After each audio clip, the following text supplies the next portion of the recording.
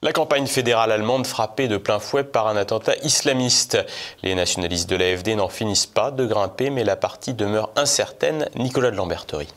Plus qu'une semaine, et l'élection la plus importante du continent européen aura lieu, puisque les Allemands seront invités à renouveler leur parlement, et donc leur gouvernement, le dimanche 23 février à venir. Le contexte de ce scrutin est assez particulier, étant donné que le gouvernement précédent est tombé dès le lendemain de la victoire de Trump, et que l'Allemagne est en récession économique depuis 3 ans, conséquence de l'explosion des prix de l'énergie avec la guerre en Ukraine, ce qui détruit son industrie, qui était jusqu'alors extrêmement compétitive. Il intervient aussi alors que la problématique migratoire refait surface en Allemagne, qui a connu hier un nouvel attentat à Munich, commis par un demandeur d'asile afghan, faisant une trentaine de blessés. La question migratoire est d'autant plus sérieuse en Allemagne que maintenant que l'industrie est en net recul, l'espérance d'employer tous les migrants arrivés au cours de la décennie écoulée s'évapore à mesure que les usines se déconstruisent. Dans ce contexte, les nationalistes de l'Alternative pour l'Allemagne, AfD, ont le vent en poupe et sont donnés en deuxième place dans les sondages, quelques points derrière le centre-droit de la CDU.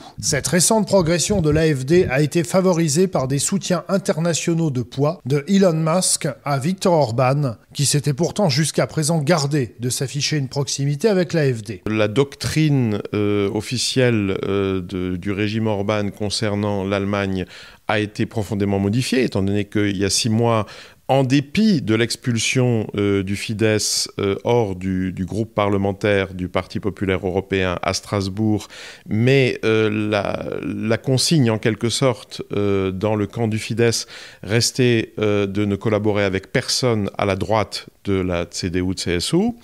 Et ça, maintenant, visiblement, ça a changé. Et évidemment, l'arrivée au pouvoir de Donald Trump et la main tendue d'Elon Musk à l'AfD à travers Alice Weidel n'est pas étrangère à ce revirement.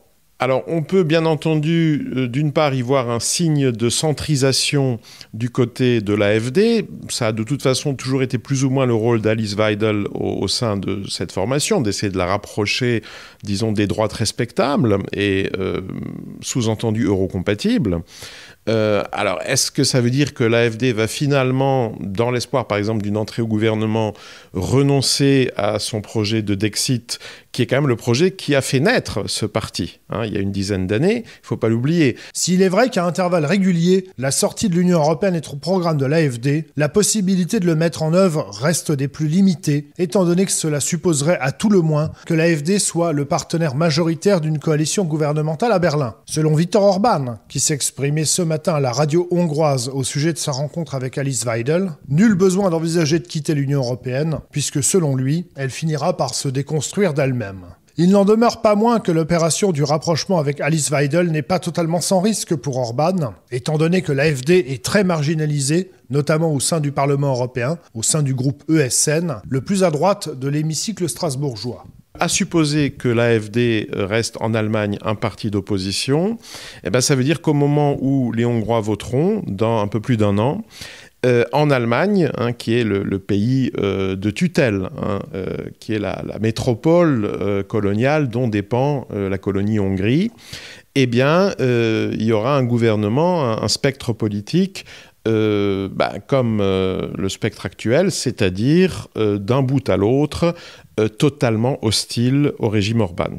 Viktor Orban n'avait toutefois pas une minute à perdre. À peine la réception d'Alice Weidel terminée, il s'envolait pour Dubaï pour rencontrer le journaliste américain Tucker Carlson, un proche de Donald Trump. Maintenant qu'il apparaît clairement qu'en dehors de ses amis politiques, Orban n'a plus de partenaires à Bruxelles, mais uniquement des adversaires politiques, il semble que le Premier ministre hongrois ne s'embarrasse plus de mettre les formes dans ses initiatives et mise tout sur sa relation avec le nouveau pouvoir à Washington. Du côté de Berlin, le chancelier social-démocrate sortant Olaf Scholz, très loin dans les sondages, aux alentours de 15% et au coude à coude avec les Verts, vient de demander la mise en place de l'état d'urgence en réponse aux événements récents d'Ukraine. Une démarche aux allures désespérées pour sauver sa campagne, mais qui ne devrait pas suffire. Une autre question sera cruciale pour le scrutin du 23 février. Outre les 4 principaux partis, quels autres partis parviendront à franchir le seuil des 5% ou des 3 députés élus au suffrage de circonscription et auront donc un groupe parlementaire dans le prochain Bundestag ?